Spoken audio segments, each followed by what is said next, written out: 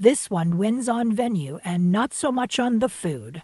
The Good, the Bad, the Ugly, and the Yummy of Afternoon Tea, Old Mill, Toronto edition. In mid-November, my husband was kind enough to accompany me to afternoon tea for 2 guests at this venue. Let's dive right into the good. For me, the best aspect here by far was the venue. It was both beautiful and unique, especially for this part of Ontario. The buildings are a Tudor revival style featuring a stucco and stone facade with wood beams, prominent gables, and decorative half timbering. Historically, the Old Mill, Toronto's history began as a simple tea garden in 1914, built on the site of a former 1849 grist mill. Over time, it expanded into a complex that includes a hotel, a spa, and numerous banquet rooms, and was officially designated a Toronto Heritage Property in 1983. With the history out of the way, let's spill the tea. Tea is mainly served in this smaller room, which seemed kinda crowded to me. We were lucky enough to be seated in this larger overflow room just outside the main tea area, and I loved this room. Overall, this venue is beautiful, unique, and really impressed me. Venue is the good. Check. The bad. Unfortunately, the food for me was not that great. It came out very quickly after our teapots. We each received 3 savories, 2 scones, and 4 sweets. We do not eat seafood, so our smoked salmon croissant was substituted with a second beef sandwich.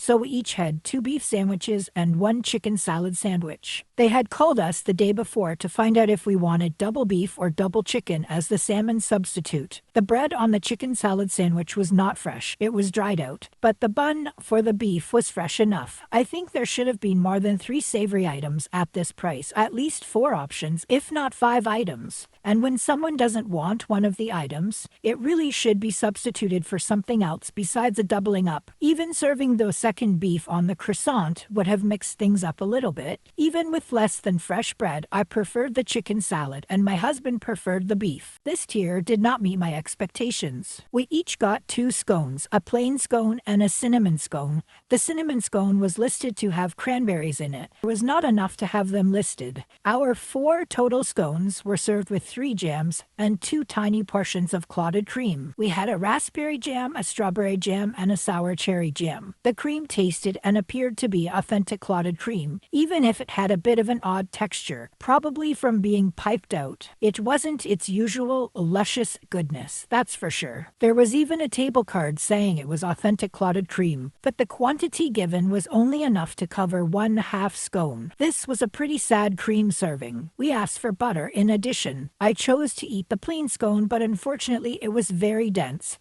not flaky, not cakey, kind of like a stone versus a scone. It wasn't a scone I even wanted to finish. The sweets were fall-themed. We each received a maple pecan cake, a pumpkin pie tart, a cheesecake, and an apple-shaped and flavored macaron. Call me picky, which I'm sure you will, but none of these were good to me. The cheesecake was honey lavender. The graham cracker crust tasted good, but I do not like lavender, and there wasn't enough honey to offset the flowery taste. The maple pecan cake was very dry, like crispy on the edges dry. Maybe some icing could have saved it, but only maybe. The tart shell on the pumpkin tart was soggy, which did not appeal to me, but I'm also not a fan of pumpkin pie, so if you are, this would probably be enjoyable for you. Save the soggy tart shell. The macaron had some spiced apple in the middle, which fit the fall-themed menu, but we know how I feel about macarons. Not a fan. These sweets were just not great for me. For others, these would be perfectly fine. Overall, the food here missed the mark for me personally. The yummy? Well, I enjoyed my tea. I chose the Heavenly Cream, which is a Sloan brand tea. My husband chose the Blueberry Rooibos. I am hard-pressed to find a favorite bite, though.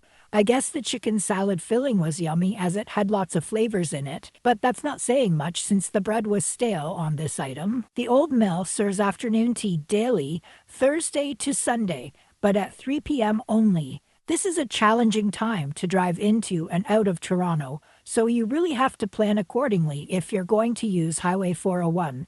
Which is why it took me so long to get here myself. A 3 p.m. start time with a 4 or 5 p.m. ending time is very challenging indeed. Their afternoon tea costs 65 Canadian dollars per person. For me, this is very overpriced for only 3 savories, dense scones, and pitiful servings of clotted cream.